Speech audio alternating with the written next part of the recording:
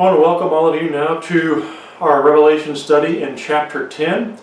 We are getting close to the halfway point, and I want to thank all of you for your diligence and following along with me in this study as I prepare all of this for you. And I pray that up to this point it has been interesting and fascinating for you as much as it has been for me to do this study. I pray that you're enjoying it. And I don't know why I haven't thought of this, but I've failed to mention if there are any questions or comments about the post-millennial perspective or any of the things that we've talked about up to this point and into the future, please leave me comments, or those of you that know me, you can email me, call me, or text me, and we can try to work through some of these things. Because again, I know for at least the majority of my audience, a lot of you may have never even heard of the post-millennial perspective before, and quite honestly, I've been in ministry. I was talking to my wife about this last night. I have actually been in ministry now, at least at the recording of this video, up to 13 years, and it wasn't until really the last year or so that I truly came across this other perspective. I had always been raised up with the premillennial, pre-tribulational rapture being separate from the second coming, and the tribulation, 7 years, and all of that. The whole left behind stuff, that's what I grew up with, and that's what I was taught. And it's not that any of those who taught me that were bad men or deceivers or were not intelligent.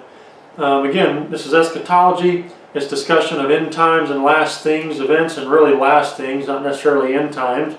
But it's okay to have disagreement there, because these are last things. They are not necessarily essential to the gospel message. They don't change at all what the gospel is, or who God, Jesus, the Holy Spirit. It doesn't change any essentials, and so we do have room to disagree. But just in my journey, as I've studied the Bible for myself and come across different things, I had questions. And as I looked into these questions, I came across the post-millennial perspective. And here we are today. And I have thoroughly enjoyed studying this and teaching it. And as I said before in other videos, I have taught multiple times in years past the premillennial left behind perspective. And I totally get it. I totally understand it. And now I'm teaching this way. So just wanted to let all you know that I appreciate you for sticking it out and staying with this. I know sometimes when something you've grown up with and believed about particular passages are at least questioned or challenged by another viewpoint, that can be a little bit upsetting. And so I just wanted to thank you again for going through this with me, going through this journey with me. We'll all be better for it. We'll all be blessed for it, regardless if after all this is over, you would prefer to continue in the premillennial view and you haven't been convinced at all of the postmillennial. That's okay. At least we've all been exposed to another view. So, the Great Tribulation still taking place in the book of Revelation. Now we're looking at the mighty angel and this book that John is given, and it's one of those weird things you read where he's told to eat this thing, and it's sweet to the taste but bitter in his stomach. So what's going on here? Let's read. I saw still another mighty angel coming down from heaven, clothed with a cloud, and a rainbow was on his head. His face was like the sun, and his feet like pillars of fire. He had a little book open in his hand, and he set his right foot on the sea and his left foot on the land. And he cried with a loud voice, as when a lion roars. And when he cried out, 7 thunders uttered their voices. And now when the 7 thunders uttered their voices, I was about to write, but I heard a voice from heaven saying to me, seal up the things which the 7 thunders uttered, and do not write them. The angel whom I saw standing on the sea and on the land raised up his hand to heaven, and swore by him who lives forever and ever, who created heaven and the things that are in it, the earth and the things that are in it, and the sea and the things that are in it, that there should be delay no longer. But in the days of the sounding of the 7th angel, when he is about to sound, talking about the 7th trumpet, the mystery of God would be finished, as he declared to his servants the prophets. And this is again making reference to the seventh trumpet. When that's blown, the last series of sevens will occur, and those are the bowls of wrath. We'll talk about this mystery of God here in a minute. And the voice which I heard from heaven spoke to me again and said, Go, take the little book which is opened in the hand of the angel who stands on the sea and on the earth. So I went to the angel and said to him, Give me the little book.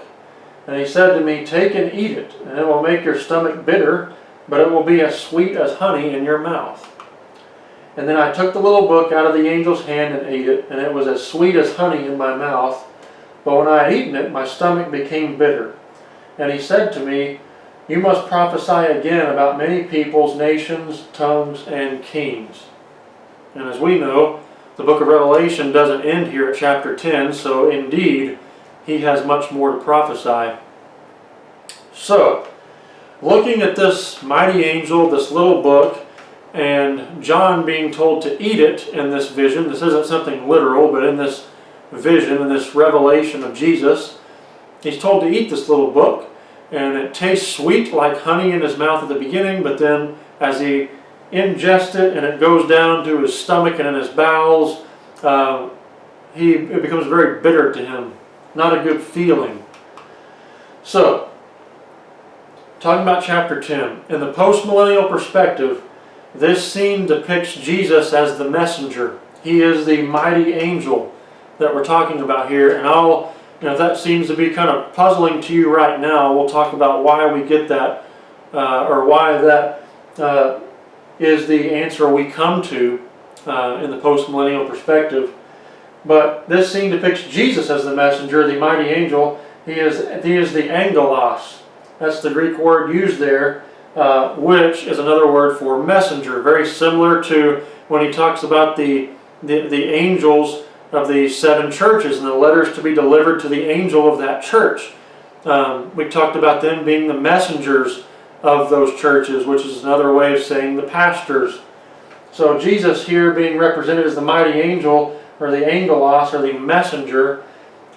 This is the other significant detail, is he's giving the now fully open scroll to John. If you recall, when we read in chapter 5 of Revelation, who is the only one that's able to hold the scroll and open it? Break the seven seals and open it. It's Jesus himself. So that's the only logical explanation here. No other angel was given this authority. So since Jesus is the only one who could open the seven seals of the scroll and open and read its contents, this angelos, this messenger, must be Jesus himself. And so we want to establish that up front. We also recall in our study from past lessons that this seven-sealed scroll harkens back to the to the ancient world and to the Jewish world of a divorce document.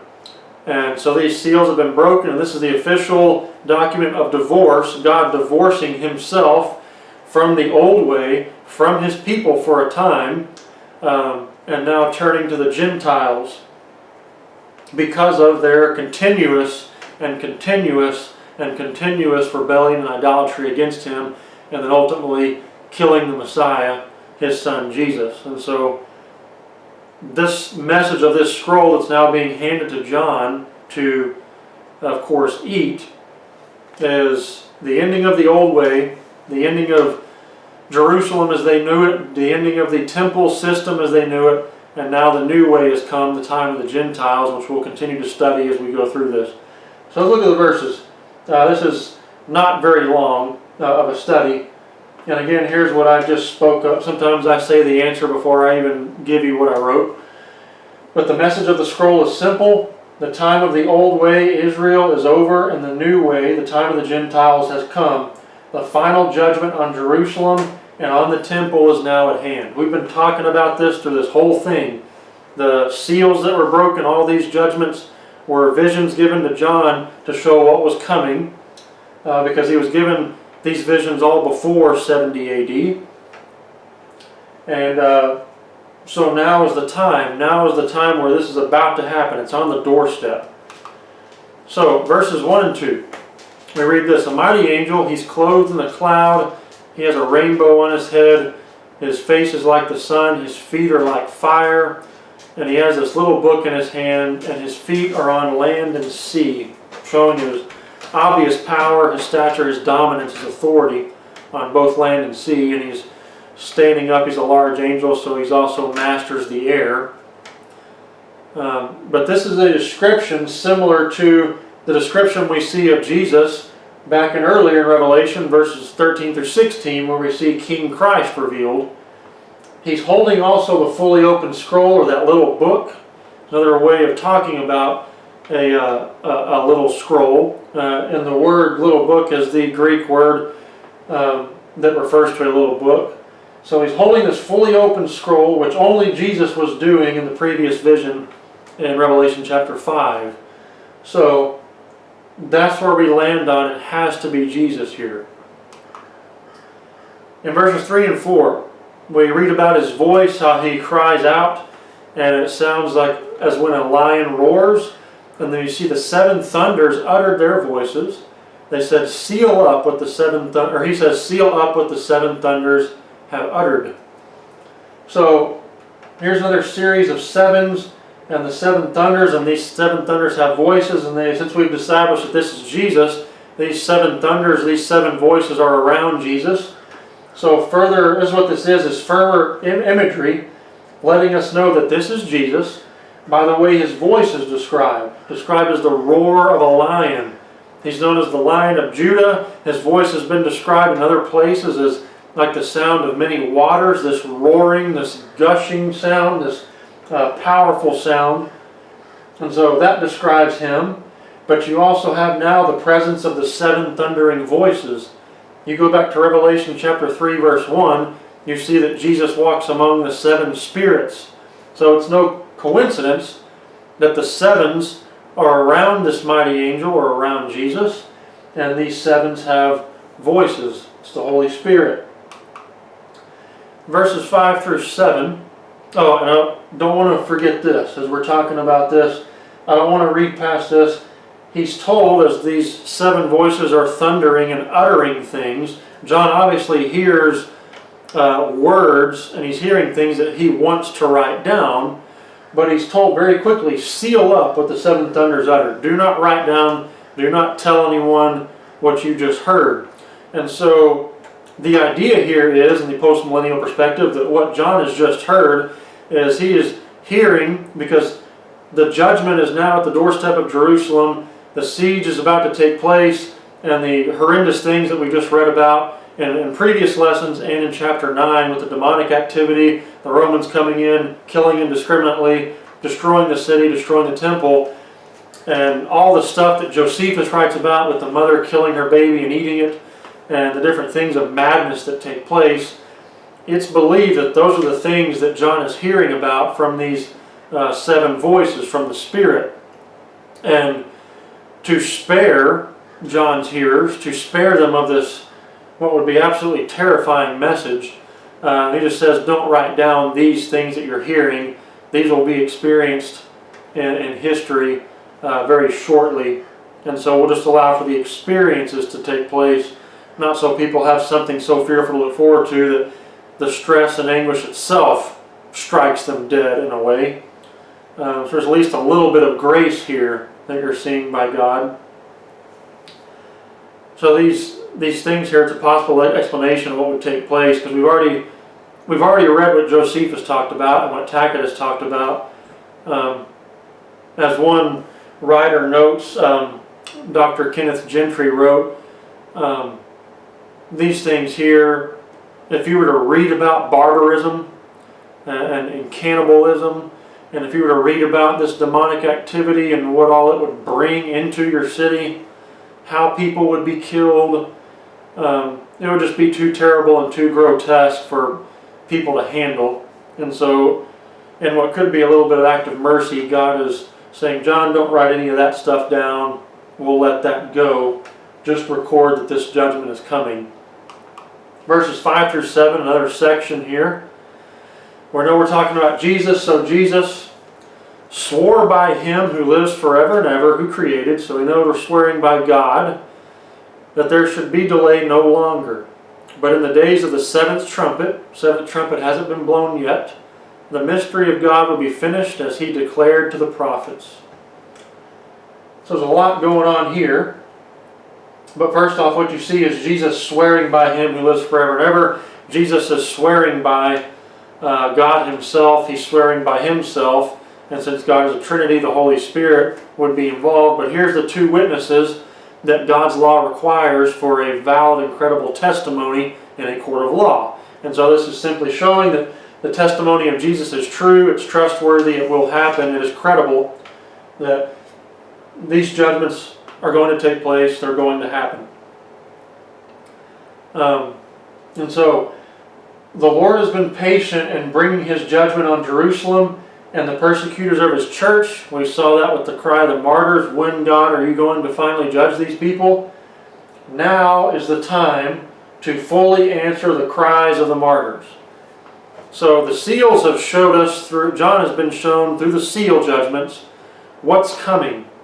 And now as we get into the trumpets, we're getting into the time of, as time is moving along in history, now is when that's going to be answered, when all this stuff will actually start happening in this time period. And so the Lord's patient, but now's the time for his judgments to take place. He's got his where two or three are gathered here in his name. That was talking about, again, credible witness and testimony. The testimony is here. It's been confirmed by God. It's being told by Jesus. It's going to happen. And then he says, after this final trumpet is blown and this stuff blows through your doors, Jerusalem, the mystery of God will be finished as he declared to the prophets. Well, what was it he declared? Basically what he declared was that there will be a time of the Gentiles. He was going to turn away from his people who had continuously rejected the prophets, who had killed them, and who would kill Messiah. He would reject them. You see this in Romans 9 through 11, where there's this judicial hardening of God on Israel. He turns away from them and turns to the Gentiles, which is the age that we find ourselves in now, as the church is being built up of all tribes, tongues, and nations. And the true Israel, as it is called, is being built up now. That's made up of believing Jews as well as believing Gentiles. So we are no longer in the age of Israel being God's people and then the church being its own people. Just exclusive Israel has now been removed, and now it's the church. And this is the age of the Gentiles. And you see this, he mentions the prophets. Isaiah chapter 65 and 66 talk about this. Daniel chapter 9 talks about this. But in Romans chapter 11, we're told that the Gentiles are going to be grafted into the olive branch. The wild olive shoots, or the wild shoots, are going to be grafted in. So Gentiles are now made a part of God's true Israel, which is something the Israelites themselves would not have accepted. And Gentiles are going to be made part of the true Israel through Christ. I'll be sure we make that clear, and that's in Romans 9 through 11. And all of that is happening right here. And when the seventh trumpet blows, when we get to chapter 11, it will be completed in AD 70, when all of the city and the sacrificial system and the temple are destroyed, never to be rebuilt or revisited. So again, the mystery of God being declared is how the Gentiles would fit into his redemptive plan. Something the Jews did not understand because they thought this was just all about them. God's now making it clear, no, it's not just about you. I am actually divorcing you, and I'm turning to the Gentiles and the church, who will be my faithful bride. And that bride is what I will present to Christ, to my Son, in the end. And finally, verses 8 through 11. He says, I took the little book, I ate it, it was sweet in my mouth, but my stomach became bitter. And here's the idea, is now John is being given the open scroll. We've talked about all the way through the seals, all the terrible things that are going to take place in this judgment. And now John is being given this, and the visual here is he's eating it. And so there are some parts of it that are sweet, other parts of it that make him sick to his stomach. And if we just humanize this, we can understand. Imagine you being John, and you've been given this revelation from Jesus that your people, your national, ethnic people, the city that you know, your capital city, the great temple, your old system, it's all about to come crashing down into a heap of stones. No stone will be left on top of another. It's all going to be done away with. The Romans are going to come in here and wipe your people out who are unfaithful. Now, there's going to be demonic activity. And so that would make you feel very bitter, very sad, very depressed in a way that that's going to happen to your people. So that's the bitter side of this book, of this scroll. But the sweet side of it, because he describes it sweet in my mouth, is the judgment and vindication on those who had persecuted the church, who had killed John's brothers. And ultimately we know from history that they tried to kill John, which is why he's been banished to the Isle of Patmos, and which is where he is now as he's getting this vision in the Revelation. Is they already tried to kill him, but he didn't die in the attempted execution, and so double jeopardy rules say you can't kill a man twice or execute a man twice, so they sent him off into exile. John knows all of this, and he wants justice, just like the martyrs want justice for Messiah being killed and for their brothers and sisters in Christ being killed left and right for their faith. So this is also sweet. It's sweet that judgment is finally coming, but it's bitter and sad because he's about to see everything be destroyed. So the judgment John has seen coming in the seals and trumpets is certainly bitter. However, the vindication on the persecutors for the martyrs and for Christ was going to be sweet to witness. I want to finish this last statement and then we'll close this study out until next time. What's coming up next in chapter 11 is the devastating news that the temple would soon be destroyed. That would be the worst thing for a Jew. This would be shattering to Jewish culture, to nationalism, to Jewish pride, and to Jewish identity. When you think about the Jews, and when the Jews thought about themselves, everything was wrapped up in the temple. And now that that's going to be destroyed, and that God is going to remove himself from that, and that now is the way of the Gentiles, this would have been devastating news to the Israelites. And that's exactly what's coming up in this judgment in chapter 11. This is the official divorce from the seven-sealed document and the blowing of the trumpets declaring that this is it. The nation of Israel as you know it and knew it is gone, and now it's time for the church. And as we move on next, we will get into those next chapters. Chapter 11 will finish this out, and then chapters 12 through 16, God will turn his attention to then judging the Gentile persecutors, ultimately the Romans, and we'll see what he does there. So we'll see y'all in the next study, chapter 11.